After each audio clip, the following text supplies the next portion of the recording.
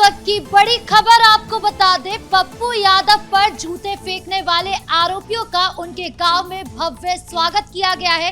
तस्वीरें आपको दिखा दें किस तरीके से दोनों आरोपियों का गांव वालों ने ग्रैंड वेलकम किया है, जिसके बाद अब ये वीडियो सोशल मीडिया पर तेजी से वायरल हो रहा है। तो क्या है ये पूरा मामला, बताएंगे आपको। मेरे साथ मौजूद है मेरे सहयोगी हर्ष जी। सर, क्या है ये पूरा मामला? देखिए, आरोपी सुमित और हैप्पी, क्योंकि सुमित ने जिस तरीके से पप्पू यादव पर चप्पल फेंकी उसके बाद बड़ा बवाल मचा। हालांकि उसको पकड़ा भी गया था, लेकिन अब जब वो अपने घर पहुंचा है अपने साथी हैप्पी के साथ, क्योंकि हैप्पी का बयान भी पिछले दिनों सामने आया था और उसके साथ मौजूद था, जब पप्पू यादव से जवाब मांगा जा रहा था कि आखिर आपने साधु संतों और पंडितों को चोर कैसे बता दिया। और हैप्पी और सुमित आज जब अपने घर पहुंचते हैं उत्तर प्रदेश बुलंदशहर, तो उनका भव्य स्वागत किया जाता है, जिसकी पहली तस्वीर आप देख सकते हैं कि कितना भव्य स्वागत हुआ। मां का बयान सामने आया है। मां ये कह रही हैं कि मुझे बस इतना था कि मेरा बेटा घर वापस आ जाए। हालांकि ये स्थानीय मंत्री बताया जाता है बीजेपी का, और हैप्पी महामंत्री बताया जाता है, और तमाम बीजेपी कार्यकर्ताओं ने भव्य स्वागत किया है। अखिलेश यादव की हम बात करें उससे पहले हम बीजेपी नेताओं की थोड़ी बात कर लेते हैं, क्योंकि अगर उत्तर प्रदेश की बात करें तो उत्तर प्रदेश में अभी जब ये पहुंचे हैं तो जय श्री राम के नारे लगाए गए हैं और पप्पू यादव की गिरफ्तारी की मांग की गई है।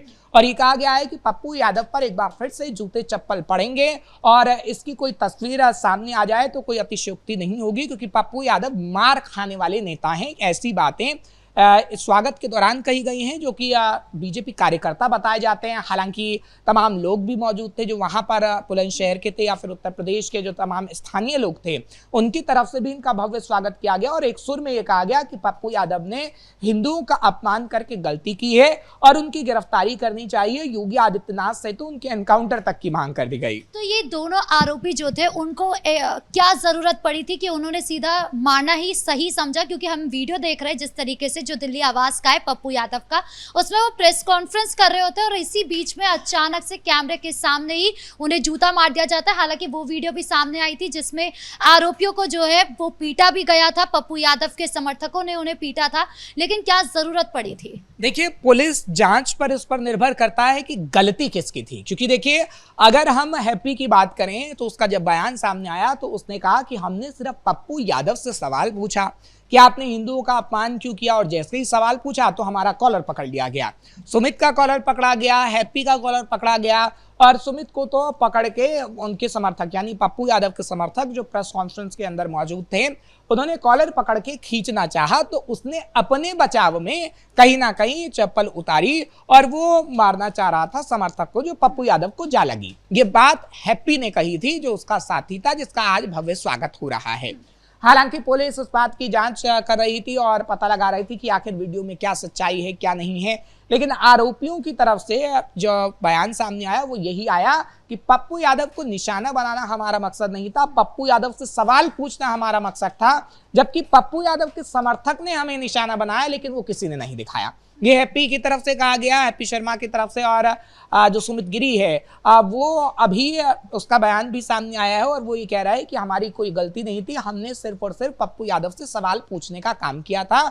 और जो भी हिंदू समाज को अपमानित करेगा, जो पंडितों को चोर बचाएगा, उसका हाल यही होना चाहिए। हालांकि हमने कोई मारपीट पप्पू यादव के साथ नहीं करी है। ये जो स्वागत का वायरल वीडियो, इसको लेकर भी पुलिस, खैर उनकी भी फटकार सामने आई है। उन्होंने कहा कि किसकी अनुमति के हिसाब से आपने ये सारी चीजें करी है, ऐसा वेलकम किया है, क्या जरूरत थी ये सब करने की और जानबूझ के माहौल को और ज्यादा गरमाने की? बिल्कुल, देखिए, अभी पुलिस इस बात की जांच कर रही है, देख रही है भव्य स्वागत की तस्वीरों को। हालांकि इसको लेकर पूरा बवंडर हो गया है उत्तर प्रदेश और बिहार के अंदर।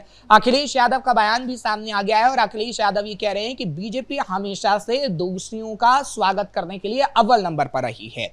बीजेपी के अंदर दोषी मंत्री हैं, बीजेपी के अंदर दोषी कार्यकर्ता हैं, और उन्हीं दोषियों का वो भव्य स्वागत करते हैं। और जनता देख रही है कि किस तरीके से दोषियों को आसमान पर चढ़ाने का काम योगी आदित्यनाथ करते हैं। देखिए, मामला बिहार का था, लेकिन सीधे योगी आदित्यनाथ पर टिप्पणी की गई, लेकिन पप्पू यादव को लेकर कोई टिप्पणी नहीं की। आप देखिए कि पहले किस तरीके से पप्पू यादव ने भगवा चोला पहना, डिम्पल यादव वहां पर थी, अवधेश प्रसाद वहां पर थे, और राम गोपाल यादव ने तो कवर अप करने की भी कोशिश की कि पप्पू यादव से हमारा कोई लेना देना नहीं है। लेकिन जब वहां पर डिंपल यादव थी, अवधेश प्रसाद थे, तो आपका कैसे कोई लेना देना नहीं हो गया। अवधेश प्रसाद तो पप्पू यादव का ऐसे कॉलर पकड़ते नजर आए थे जैसे कोई पंडित ही चोर हो और कोई संत समाज का व्यक्ति वो हो और उसका कॉलर पकड़ रहे हैं। हालांकि अवधेश प्रसाद और पप्पू यादव के खिलाफ एफआईआर दर्ज हुई। वाराणसी के अंदर राहुल गांधी के खिलाफ भी एफआईआर दर्ज हुई, क्योंकि राहुल गांधी ने भी दान पात्र में जो पैसा डाला उसमें आपने देखा राम भगवान की तस्वीर जमीन पर थी, राहुल गांधी चप्पल पहने हुए थे। तो इनको ना तो संतों का सम्मान करना आता है और ना ही किसी पंडित के बारे में अच्छा बोलना आता है, ये सिर्फ गाली देना जानते हैं।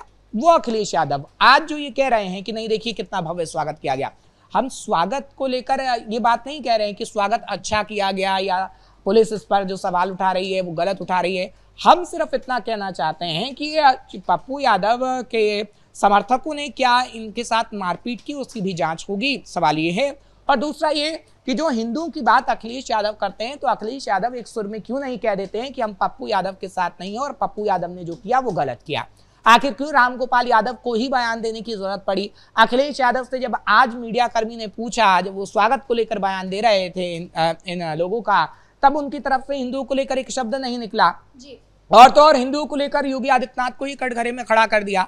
अभी आप देख रही हैं कि कांवड़ यात्रा चल रही है, कांवड़ यात्रा में कितने अच्छे प्रबंध किए गए हैं और उन प्रबंधों का हर कोई तारीफ कर रहा है, लेकिन अखिलेश यादव है कि उनके पेट में दर्द होता है, जलन हो जाती है योगी आदित्यनाथ से और फिर वो उलझुल बकने लग जाते हैं और ऐसा ही मीडिया के सामने आज भी उन्होंने किया है। ये राम मंदिर दान चोरी के मामले को लेकर ही संसद परिसर के अंदर ये हाई वोल्टेज ड्रामा हुआ था, जिसमें पप्पू यादव क्या बुरी तरीके से अब फंसते नजर आ रहे हैं। बिल्कुल, देखिए पप्पू यादव के खिलाफ एफआईआर तो हो गई है, पप्पू यादव की गिरफ्तारी भी हो सकती है, लेकिन आगे आने वाले समय में बड़े प्रदर्शन की तैयारी भी हो रही है, क्योंकि यहाँ पर जो स्थानीय लोग, जहाँ पर सुमित पहुंचा और ये हैप्पी पहुंचे हैं, वहां पर ये कहा गया है बीजेपी कार्यकर्ताओं की तरफ से, जो स्थानीय कार्यकर्ता हैं उनकी तरफ से ऐलान किया गया है कि तकरीबन 3 दिनों तक पप्पू यादव के खिलाफ प्रोटेस्ट होगा और जब तक पप्पू यादव की गिरफ्तारी नहीं हो जाती जब तक ये प्रोटेस्ट जारी रहेगा। हालांकि उन्होंने इस प्रोटेस्ट को आंदोलन का नाम दिया और कह रहे हैं कि हम पप्पू यादव के खिलाफ संत समाज के समर्थन में एक आंदोलन निकाल रहे हैं,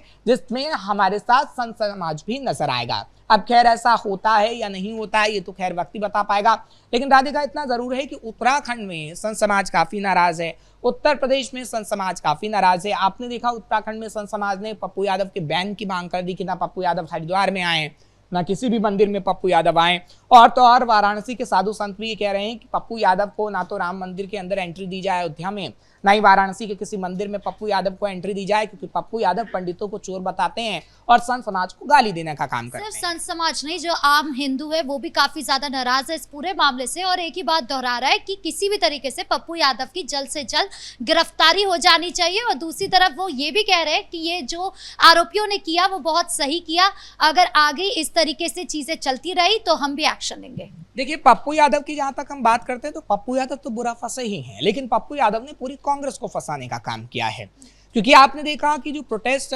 संसद परिसर में किया गया राम मंदिर चोरी को लेकर, वो किस तरीके से अवधेश प्रसाद थे, डिंपल यादव थे, लेकिन कांग्रेस का सिर्फ राहुल गांधी, कांग्रेस के युवराज आपको दान पात्र में चीजें डालते हुए नजर आएंगे। पैसा डाला गया कि चोरी हो गई, लेकिन अब राहुल गांधी से भी पूछा जा रहा है कि भैया आपके नेता जो आपके साथ खड़े रहते हैं आखिर क्यों वो हिंदुओं को गाली देते हैं। खैर राहुल गांधी भी इस बात का जवाब नहीं दे पा रहे हैं। राहुल गांधी आजकल कुत्ते वाली वीडियो डाल रहे हैं, राहुल गांधी आजकल महिलाओं को लेकर वीडियो डाल रहे हैं, राहुल गांधी ना जाने हर आधे एक घंटे में, जब से प्रधानमंत्री नरेंद्र मोदी ने ट्रेंड शुरू किया है जैन जी को संदेश देने की, वैसे अब राहुल गांधी करने लग गए हैं कि एक एक वीडियो डाल देते हैं। लेकिन राहुल गांधी से जब हिंदुओं पे सवाल किया जाता है तो राहुल गांधी उसका जवाब नहीं देते, क्योंकि राहुल गांधी चुनावों के वक्त तो जनेऊ धारण कर लेते हैं, लेकिन उनकी टी शर्ट के नीचे आजकल जनेऊ धारण नजर नहीं आता।